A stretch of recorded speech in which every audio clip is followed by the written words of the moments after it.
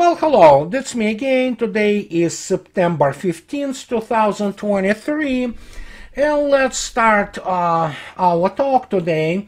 There will be a little bit of military porn in it, and I know some people love military porn, nothing wrong with it, but let's start with this. Mr. Biden suddenly recalled, which was today, and this is again machine translation from the RBC, Ross Business Consulting Agency, and it was all over the news that Biden told Putin that China does not really respect Russia. According to Biden 2 years ago at a meeting in Geneva, he told Putin about a large number of problems in Russia and a bad opinion of it among the Chinese authorities. Putin said that the relations between Moscow and Beijing are trusting and equal. This was 2 years ago, and I can tell you immediately that it was Mr. Putin who was telling the truth, and Mr. Biden, obviously, as always, didn't know what he was talking about. Remarkably, just recently, very much related to this situation that Biden suddenly started recalling those things yesterday for some unknown reason. Well, actually, we know the reason. We have also Rand came up with the study which is, of course, named or titled as Could Dementia in the National Security Workforce Create a Security Threat? And obviously they write there, and they did this study about individuals who hold or held a security clearance and handled classified materials could become a security threat if they develop dementia and unwittingly share government secrets. The exploratory research discussed in this perspective highlights the factors involved in dementia becoming a risk to global and national security, proposes a framework to assess the risk. Really? And that's the question. I understand they obviously keep in mind Dianne Feinstein or Mitch McConnell, who do not know where they are anymore. Mitch McConnell, I mean, ceases to operate in front of the public on the TV cameras constantly. But hey, let's take a look at POTUS. The guy doesn't know what he's talking about, and that is why this his recollections yesterday were so funny when he was talking about the fact that Chinese do not like and do not take Russians seriously. Well, I have some news for him. From my sources, which are probably by this time are better than any sources in the White House, Chinese take Russia extremely damn seriously. But hey, what do I know, really? So, and that brings us to the other thing, it's which we need to talk about, because as you know, after the attack on the Ordzhonikidze shipyard in Sevastopol, which damaged one large landing ship and one of the submarine, which immediately all kinds of shyster. I don't know, H.I. Sutton is a shyster, I think. He pretends to be the specialist in the submarine technologies, which he might be as well for U.S. Navy, but obviously he has some very little grasp of the situation, what is happening in Russia nowadays. And he talks about that Russia lost the submarine. I don't know. I checked my channels. Nobody lost anything. There was a damage to submarine which was standing in the dock, so it will be repaired, and Russian Ministry of Defense is very clear on that and will be back in service fairly soon. But the point is they need to constantly keep this like, oh my God, it's triumph. Yes, 3 Storm Shadows went through the air defense, and it is all well-known fact that they will continue to do so because neither United States nor Great Britain have wherewithal to fight real war. So they will use the proxy to attack, you know, Crimea or what have you. And in this particular respect, what can I say? You know, that's the lack of the courage and, you know, facing the enemy face to face. That's what usually they did, actually, trying to use proxies. But it is constantly the evolving threat and evolving reaction to the threat. And you can bet your ass on that, that actually Russians are very busy now, which actually redesigning or reshuffling its air defense to meet future Soviet attempts on attack on the Crimea, which will continue. They have been ongoing for the last 18 months, and they will continue further. And the question here is that, of course, it is a very serious work, which to even describe it, one requires a very serious level of clearance to understand how they redesign the networks, how they reposition basically their assets, be them both detection, like radar or some kind of optronic systems, and of course the means of the repulsion, which is the air defense, anti-air defense missiles. And when you look at this, it's work in progress, always is. And in this particular case, we probably will see maybe even more assets. And here is the issue which I wanted to bring to you, and why, for example, we saw this catastrophic, actually, not even disintegration, but humiliation of the, for example, NATO hardware and some actually tactical methods of its use in the special military operation, and why, for example, we probably will not see F-16. We still might see it, but also why we will not see most likely any Abrams tanks there, because there will be yet another round of the humiliation, them being destroyed. So, and I want to bring to you this a very interesting article from chief designer of Airbus, no less, former chief designer of Airbus, who wrote a few days ago about, as you can see yourself, what are the reasons for the Western delay in hypersonic weapons.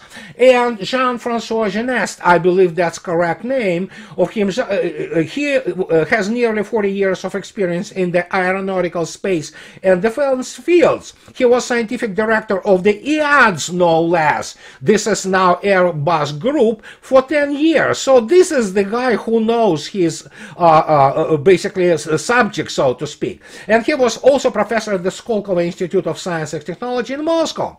He is currently the CEO of the startup Varpa, which was just been awarded a patent for its infinite specific pulse space propulsion engine.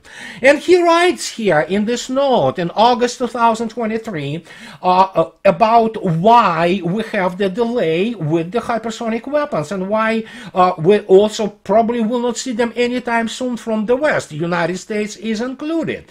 And he specifically points out what he means by the hypersonic weapons. He is talking not rockets that go to Mach 5, which is the boundary between supersonic and hypersonic, but that reach Mach 9 like the Zircon at sea level, or 27 Mach like the Avangard at high altitude, while remaining maneuverable.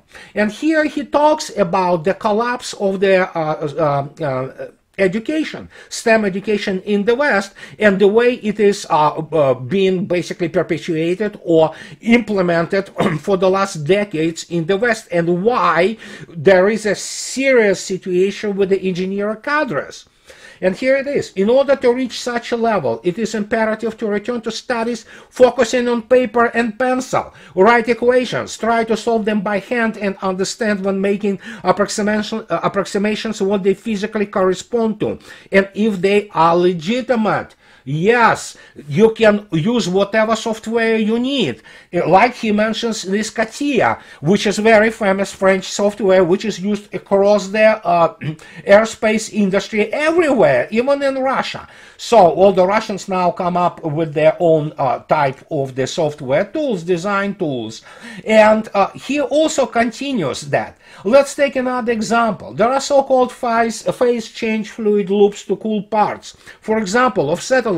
If one does not, with ad hoc approximation, be developed limited to order 4 in the Navier-Stokes system, such loops cannot be designed. Never will a computer be able to bring to this when excellent engineers in the past have been able to do so. And he says, when you see the low level of mathematics and physics today in the entire Western school structure, you think that light will come from elsewhere, and that is what we are seeing. This elsewhere being, of course, a Russian weapon system and Russian technologies in the hypersonic realm. And we have to remember again, and I know my friends who actually graduated West Point and who actually have been around West Point for a while. In 60s and 70s, it was an engineering school primarily. Today, as you know, it's nothing. It's, I don't know what it is. Same goes pretty much for most of the military schools and very many technological institutions in the United States and in the West. It is also, yeah, you know, the engineers which are coming out of that, they might not necessarily be bad, but they already are not adequate to the actually tasks they face in the 21st century. And that is why you have this soap opera with the American hypersonic weapons.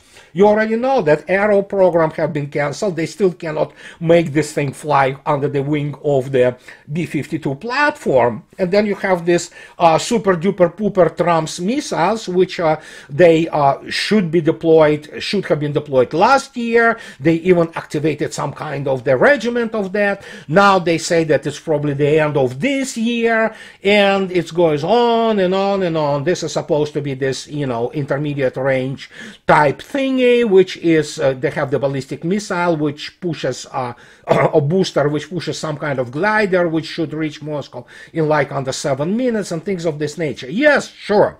We still haven't heard back, and if you read attentively about the Congressional Budget Office, about this whole situation, you will see yourself, there is the actually Congressional Budget Office assessment of that, and it's not really optimistic, to put it mildly, regarding the development of the hypersonic weapons in the West.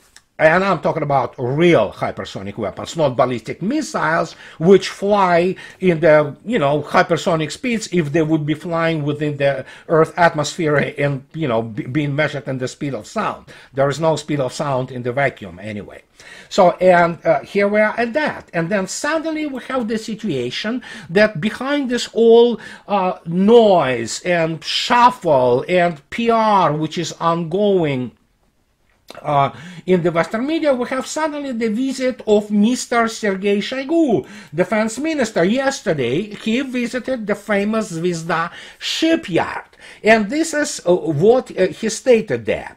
The ministry specified that the Minister of Defense of Russian Federation inspected the facility on Friday during a working visit to the Primorsky territory. Shoigu draws special attention to the enterprise management to compliance with the schedule of defense order fulfillment and ordered that the Zvezda plant make maximum use of production capacities to complete the repair and modernization of submarines. The statement state. And the question is, what submarines are we talking about? Let me show you. When you see the video of Mr. Shoigu walking on the in this plant, you would see there those two protrusions, which are the shafts for the two propellers, two screws of the this SSGM. Cruise missile submarine, which is called Chelyabinsk. And Chelyabinsk is, as you can see yourself, this is publication in the news from 2021. This is from the 2.5 years ago. And they talk about this Chelyabinsk, which is under the project 949 AM, and which started already because there are Irkutsk submarine already have been modernized and is on the the plant tests. And here it is, under this project, under this modernization project, it will begin, which already started, after the completion of the modernization of the same type of submarine Kursk, a source in the shipbuilding industry told RIA News. And here's Chelyabinsk. Chelyabinsk, yeah, you know, it's Project 949A, which is now in the, not in the dock, in the Elling, in Zvezda plant, and it's being modernized to carry those Zircons and Onyx missiles, while Irkutsk, which is underwent their modernization, as you can see yourself, and this was reported last year, that currently the submarine is on factory sea trials, and the combat capabilities of the submarine will grow. It will carry, and it carries now 48 Onyx and Caliber PL missiles. So, and when you look at this, this is what Mr. Shoigu was talking about, because these two modernized submarines are going to the Russian Pacific Fleet. They will augment already the, so to speak, new nuclear fist of the Severodvinsk class submarines, which are the Zircon carriers. And when you put this together, probably by the 2025-26, you will have 5-6 of submarines of this class, each capable carrying between 32 to some estimates 72 cruise missiles, most of which will be anti-shipping missiles of the Zircon class, which are capable actually to sink by single salvo the whole carrier battle group. And this is also explains to you that, yeah, Zircon is and we're already talking about that there are new versions of Zircon in works. We're talking about, again, Mach 9, now we have Mach 12, 13 Zircons with the range being even longer, above 2,000, 2,500 kilometers. So you can make your own conclusions on the issue of the power projection capabilities and how they will be thwarted by Russia. And I'm talking about power projection capabilities of the U.S. Navy and in a speedy way, so to speak, militarizing Japan. So this is a very important development, and this shouldn't go under the radar. But it does go under the radar because of this whole issue of the noise, information noise.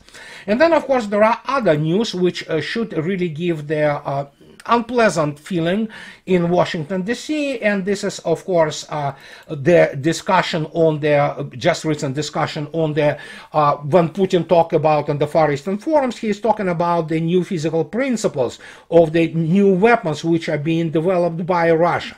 So it is speculation, this whole article is speculation on what those new physical principles weapons are, and they give a little bit of the spread on what one of the few of those things, what those new physical principles are. And then, of course, the first thing everybody talks about, it's directed energy weapons. It is laser, accelerator, microwave, and infrasonic based arms. So yeah, we talk about the beams, all those beams of death, and how far Russia isn't there. Russia was one of the leaders of the laser development, and she uses lasers actually in which are really impressive. You can look it up, for example, to fight fires, on the complex fires on the extraction facilities for oil, for example, and gas. It is impressive. Those are impressive machines, so you can make and deduct, so to speak, what it will look like when it is placed on the combat platforms. And no, I'm not talking about those low power lasers which can basically burn their UAVs. They are already being produced and are being deployed. Then, of course, we have electromagnetic weapons, ultra-high frequency and laser base, whose destructive properties are achieved through the use of powerful, usually pulse stream of electromagnetic coherent optical radiation. Then, of course, we have non-lethal weapons. I will not even go there. Then, of course, geophysical weapons, which, of course, everybody knew they do exist since 1970s. This is actually, you can create the tsunamis, you can create earthquake, or create all kinds of other things and things of this nature. But probably what we are talking here about is not just the type of the weapons which Russia develops of what have been listed. Do we know if we have the ability now of to create some kind of shields? Of course, I know it's a far-fetched. My gosh, we're going back to Dune, and shields. No, maybe not at this stage, but there's something which people have to know. One of the reasons, United States didn't like the Krasnoyarsk radar, and it was actually destroyed under the START II provisions, the treaty on the limitations of the strategic arms. And when you look at this and the history of this radar, it's a huge radar, obviously, for the early warning and detection of the incoming multiple re-entry, independent re-entry vehicles. The rumor has it, which I think so is not exactly the rumor, that was you could actually throw the energy from the Krasnoyarsk hydroelectric power station to it, and it would burn the actually incoming warheads. So, okay, take it, with a grain of salt, and what do I know when I talk about it, but let me tell you this way. It was already available, and Russians were working on this already in 70s and 80s. And that is why the United States didn't like this radar. So, was it true or not? Make your own conclusions. I'm not going to speculate here because, again, this is kind of military porn, a little bit of the video today, and you can take it any way you want. But going to the more tangible things, which are really already in production and which are really interesting how it all went, so to speak, is this. What you see here, it is Koalitsia long-range self-propelled gun. It's 152mm gun, and Russians wanted it badly. Well, guess what? Things started to move big time. Look what the news says. A turning point in counter-battery combat, how the coalition as well as self-propelled gun mounts will help in the special military operation. And this was published yesterday, and there is, this news is from the 22nd of August, but we already know that Koalitsia, even before it was the finish of the state trials, including actual combat use in the special military operation on the line of the combat contact. There is one huge important feature of this Koalitsia. One of the reasons why it hasn't been in the serial production prior was very simple. Manufacturing plant which produces it was busy with finishing of the military order, military contract for the Msta-S 152mm self-propelled gun. It is a good gun, but it was losing to the 40km range, usually foreign NATO military, the self-propelled guns. And then suddenly, once it was finished, you finally have the full production line ready for the Koalitsia SV self-propelled guns. And let me tell you something about these guns. It is the longest range cannon in the world when using rocket-propelled munitions such as the new iteration of Krasnopol, and it is up to 80 kilometers. It outranges anything out there. And as you might understand, this suddenly changes the whole dynamics of the counter-battery fights, which Russia conducts against the armed forces of Ukraine, and their NATO-supplied artillery, especially the mobile self-propelled artillery, and that changes it all. Not to mention the fact that new iterations of Krasnopol are very much more accurate, despite the fact that the first iteration of Krasnopol is really accurate, but this one is very advanced. It can easily hit that moving targets, which is now it's one of the primary capabilities. And so when you begin to understand that you have this 80-kilometer range, my gosh, you can basically wipe out any kind of self-propelled artillery, especially when you have the newer Russian anti-battery, anti-artillery radar, and other systems like penicillin, which are capable of detecting and calculate trajectories extremely long range, and they do not use radar. They are fully passive. They use the acoustic field.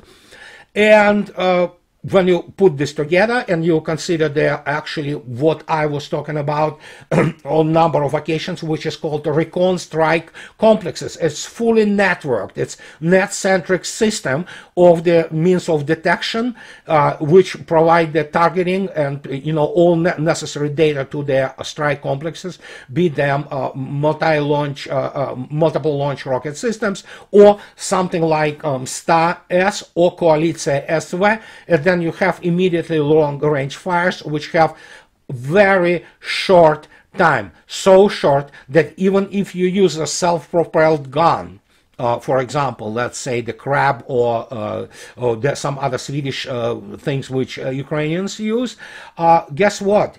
You can get the response even before you finish your salvos, whatever number of the shells you have to shoot, and usually it's more than one. You have to shoot something like 10 shells to get any kind of results. Well, guess what? When you have 10 shells being shot within minute to 90 seconds, guess what? Nowadays, and especially with such ranges, you may not actually anymore have enough time to basically, start your engine properly, to shift the gear and start moving away, because you will be covered immediately by the artillery response. And this is just the overall scheme of things. And when you have this news that SV, Koalitsiya SV, is now in full serious production, this is very bad news to whatever left those minor technical advantages which armed forces of Ukraine might have held in some very narrow, strict,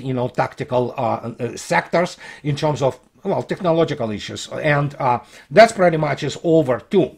And this is what I wanted to tell you about today, that, things continue to develop in terms of the weapons for Russia. And as I already stated, I can only repeat it again. United States and NATO, they lost the arms race. And they lost the arms race, especially in terms of the hypersonic weapons, which are the present now and future of the long-range fires, and have the operational and strategic impact on the theater of operations. And they understand this. And now you saw yourself today the conclusion of the man who, I'm sorry guys, you cannot get any higher. You were the chief scientist for 10 years of the EADS. Come on, I mean, this is a big deal. And again, you have to give it, the credit where the credit due. Actually, the Airbus produces, I'm not talking about military part of it, Airbus produces the commercial airplanes which are best in the world. So some of the excellent planes, be them Airbus 320, 321 series, or all those 350s. So, yeah. When the guy speaks, he knows what he's talking about. He was the guy who developed and designed those things. And when he talks about the situation, bad situation with the engineering education in the West and complete reliance only onto what he called the black boxes of all those software systems which allegedly calculate everything for you. If you want to become a real great designer of the weapon systems, of the ships, including the commercial ships, including commercial aviation, including satellites, you have to be more than just the guy who has engineering degree and knows how to operate all those entry things on the software. No. You have to understand it and how it works on the abstract level, and you have to understand it through the mathematics and physics of the process. If you do not understand it, well, there you go. You have the situation which, we have today. And this is what I wanted to tell you about today. It's Friday, I believe. So here's something for you to kind of sleep on or digest over the weekend. And as always, guys, if anybody likes what I do, please subscribe to my channel. And those who can afford, please support me by, on Patreon or buying me a coffee or 12 on the, buying me coffee. So, and you know what, guys, have a nice weekend, and I'll talk to you later. Bye-bye.